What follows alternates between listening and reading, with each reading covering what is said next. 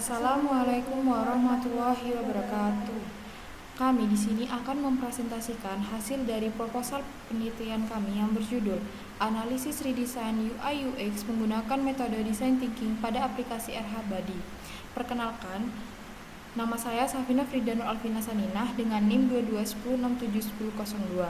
Perkenalkan, nama saya Retno Anjani dengan NIM 2210671011. Baik, selanjutnya akan dilanjutkan oleh teman saya untuk mempresentasikan hasil dari proyek kami. Saya akan melanjutkan mulai dari pendahuluan terlebih dahulu, yang mana di sini kami menuliskan latar belakang masalah yang mana perawatan kulit ini menjadi kebutuhan penting di era digital sekarang, yang mana mendorong klinik RH Body di Jember untuk menyediakan layanan kecantikan terpercaya termasuk melalui aplikasi RH Body. Kemudian aplikasi ini menggunakan fitur yang mana mempermudahkan pengguna dalam mengakses layanan dan informasi perawatan. Namun seiring meningkatnya permintaan ekspektasi dari pengguna itu sendiri, desain UI UX perlu diperbarui untuk menciptakan pengalaman yang lebih baik. Sehingga penelitian ini menggunakan metode design thinking untuk menganalisis kebutuhan pengguna dan merancang solusi inovatif sehingga meningkatkan kepuasan dan relevansi aplikasi dari pelanggan. Kemudian untuk rumusan masalahnya kami menyediakan 2 pertanyaan, yang mana apa saja kebutuhan pengguna yang harus dipertimbangkan dalam aplikasi klinik kecantikan RH Body.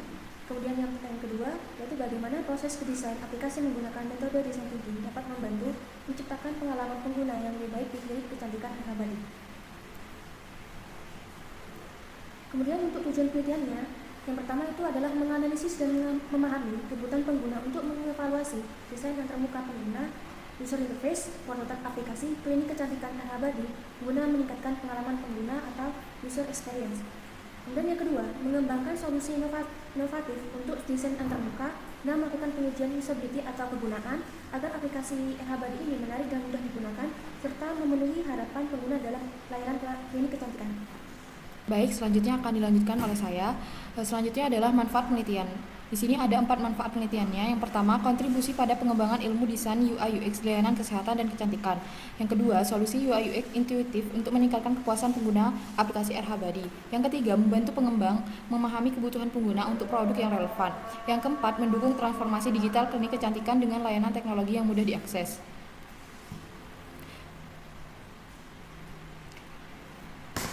Selanjutnya, batasan penelitian. Di sini ada 4. Yang pertama, fokus pada redesign UI UX aplikasi RH Body tanpa pembahasan teknis, kode, atau sistem. Yang kedua, menggunakan metode design thinking yang terdiri empathize, define, ideate, prototype, dan testing. Yang ketiga, studi kasus terbatas pada klinik RH Body Jember. Dan yang keempat, responden pengguna aktif dan calon pengguna usia 18-45 tahun yang tertarik pada perawatan kecantikan. Baik, saya akan melanjutkan pembahasan terkait tinjauan pustaka. Untuk tinjauan pustaka ini kami mengambil 3 artikel yang mana sudah kami review. Literatur pertama ini dilakukan oleh peneliti Deviani pada tahun 2022 dengan judul penelitiannya yaitu UI UX Design of Movable Psychological Counseling Mobile Application Using Design Thinking Method, yang mana penelitian ini memanfaatkan metode design thinking untuk mendesain ulang user interface pada aplikasi konseling psikologi yang sebelumnya menimbulkan kebingungan pengguna terkait pada layanan ataupun sesi konseling pada dokter psikolog, yang mana hasilnya menunjukkan tingkat keberhasilan tugas pengguna mencapai 97% dengan skor kegunaan mouse 94 kategori tinggi, serta waktu penyelesaiannya tugas ini rata-rata 22 detik.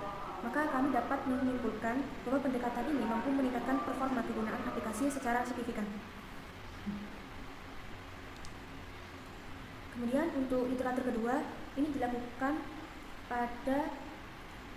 oleh peneliti Fuada pada tahun 2024 yang berjudul UI UX Design of SIUPI App Using Design Thinking Framework, yang mana penelitian ini juga menggunakan metode design thinking untuk merancang ulang user interface aplikasi smart home yang mengontrol lampu bintang, sehingga aplikasi ini menghasilkan evaluasi usability kegunaan menggunakan kuesioner SUS melibatkan 20 responden dan menghasilkan rata-rata skor 83,62 dengan kategori sangat baik serta dinilai dengan signifikan pada aspek attractiveness, efisiensi, dan novelty.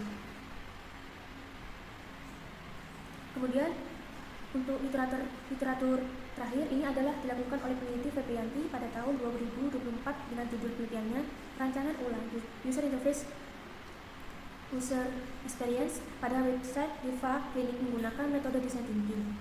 Penelitian ini juga mengoptimalkan desain website pada klinik kecantikan yang sebelumnya kurang menarik dan efisien bagi pengguna. Dan tentu saja pada penelitian ini menggunakan metode design thinking sehingga menghasilkan evaluasi kegunaan menunjukkan peningkatan skor SUS dari 52,5 dengan kategori OK menjadi 81,33 dengan kategori excellent, sehingga kami dapat membuktikan bahwa hasil penelitian dari Febrianti ini efektif dalam meningkatkan pengalaman pengguna. Baik, selanjutnya adalah landasan teori. Yang pertama, aplikasi RH-Body. Aplikasi RH-Body adalah aplikasi berbasis mobile yang diluncurkan oleh RH Ultimate pada 16 Juni 2022 yang bertujuan untuk memudahkan akses layanan perawatan kulit dan rambut bagi pengguna terutama generasi milenial. Yang kedua, user interface. Menurut Wilbert Ogalitz dalam bukunya berjudul The Essential Guide to User Interface Design, user interface adalah bagian dari komputer dan perangkat lunak yang dapat dilihat, didengar, disentuh, diajak bicara, dan yang dapat dimengerti secara langsung oleh manusia. Yang ketiga, user experience. Menurut Fahrudin dan Ilyasa, pengalaman pengguna adalah persepsi dan respon terhadap suatu produk, sistem, atau layanan yang bertujuan untuk meningkatkan kualitas setiap produk atau layanan aplikasi agar dapat memenuhi kebutuhan pengguna secara tepat. Kemudian yang keempat, usability. Menurut Jacob Nielsen, kegunaan merupakan atribut kualitas untuk mengevaluasi kegunaan interface pengguna yang digunakan pada suatu aplikasi dengan 5 kriteria, yaitu efisiensi, learnability, eros, memorability, dan satisfaction. Kemudian yang keenam, yang selanjutnya adalah SUS atau System Usability Score. Metode SUS pertama kali diperkenalkan oleh John Brock pada tahun 1986 sebagai metode pengujian pengguna yang mudah dapat diandalkan. Menurut Brock, SUS merupakan metode evaluasi berbentuk kuesioner untuk mengetahui sejauh mana suatu sistem berguna dari sudut pandang pengguna. SUS juga dapat dilakukan dalam periode waktu yang singkat. Kemudian yang selanjutnya, design thinking. Menurut Ardiansyah dan Rosyani, metode design thinking merupakan salah satu metode yang biasa digunakan untuk membangun rancangan UI UX. Design thinking memiliki 5 tahapan proses, yaitu empathize, define, ideate, prototype, dan testing. Baik, selanjutnya adalah metodologi penelitian. Di penelitian yang kami lakukan ini, kami menggunakan design thinking sebagai metode penelitian kami dan SUS atau System Usability Scale untuk perhitungan kuesionernya. Untuk desain penelitian ini menggunakan metode penelitian eksperimen dengan pendekatan kualitatif dan kuantitatif untuk menganalisis dan merancang antar muka pengguna atau UI serta meningkatkan pengalaman pengguna atau UX aplikasi klinik kecantikan RH-Body. Tahapan penelitian ini dirancang berdasarkan metode design thinking yang terdiri dari 5 langkah utama: empathize, define, ideate, prototype, dan testing. Setiap tahapannya dijelaskan sebagai berikut.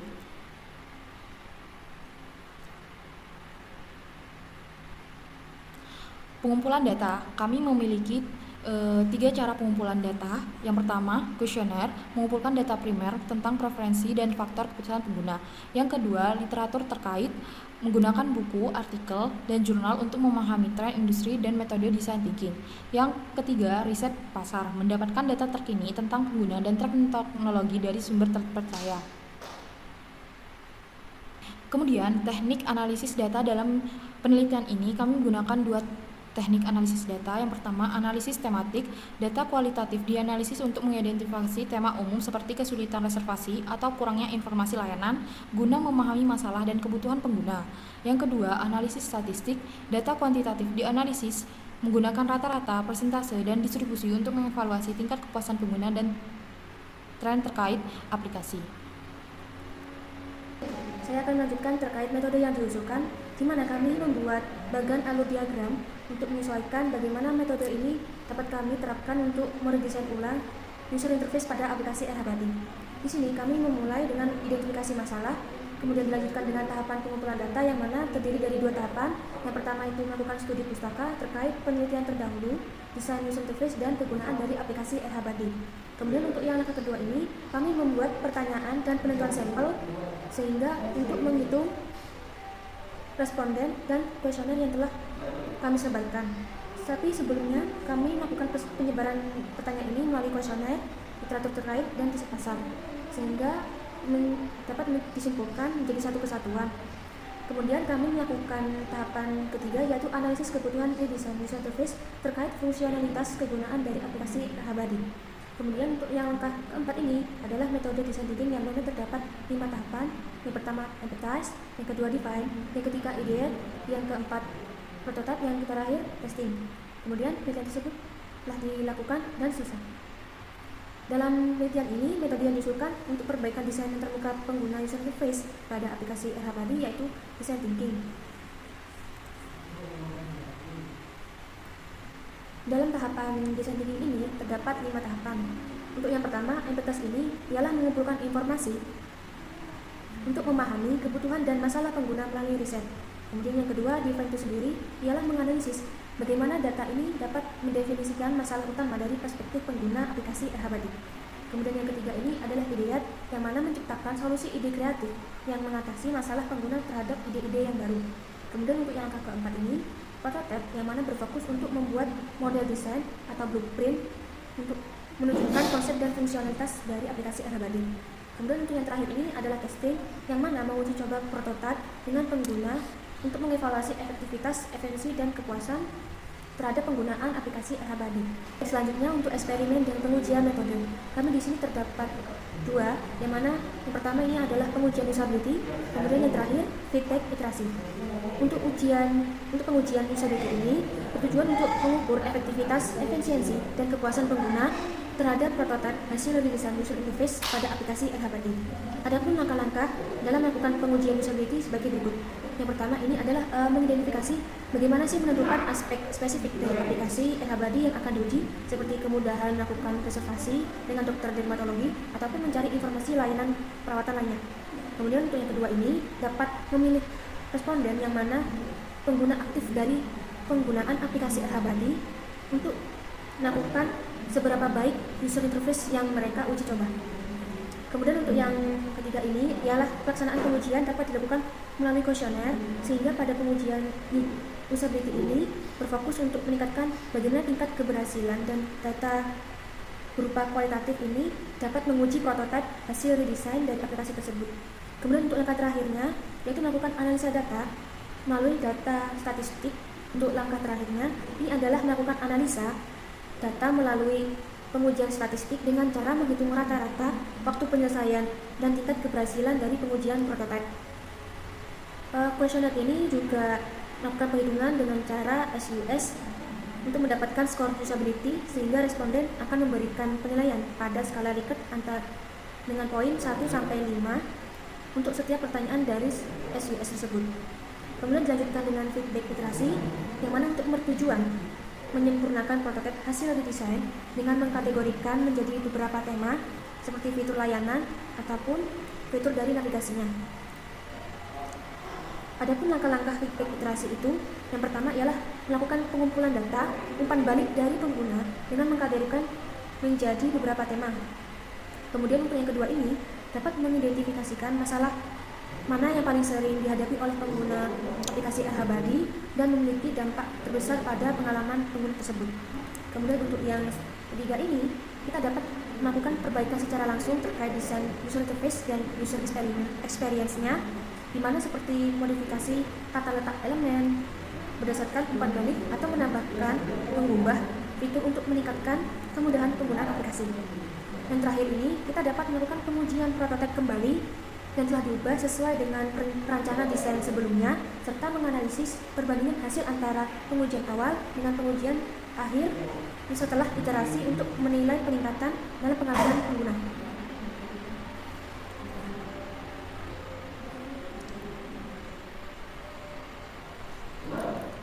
Baik, selanjutnya untuk evaluasi dan validasi hasil ini kami melakukan 3 tahapan. Yang pertama itu adalah analisis statistik, yang kedua itu komparasi, dan yang ketiga itu validasi.